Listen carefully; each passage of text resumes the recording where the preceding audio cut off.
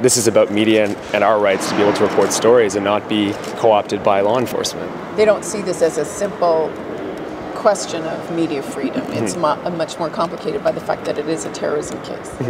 I mean, I understand that. I've understood that from the beginning. I mean, obviously, I think it's the reason that it's at the Supreme Court, is that it's this confluence of national security and also press freedom. But I think, as I've maintained throughout this entire experience, I mean, a source is a source is a source. Like, you have to protect what we have and the way that we carry out our jobs, because once you start infringing on that, I won't be able to have contact with these types of sources.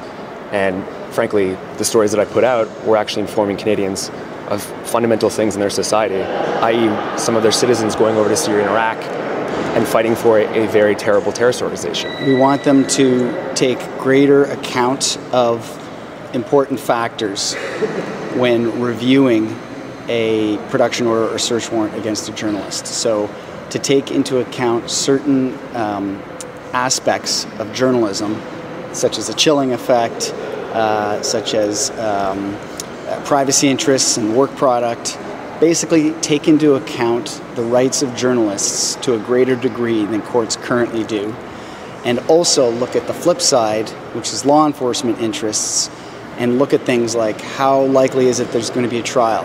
Why go after a journalist when Sherdon's not in custody, he may be dead, and a trial is years away, if ever?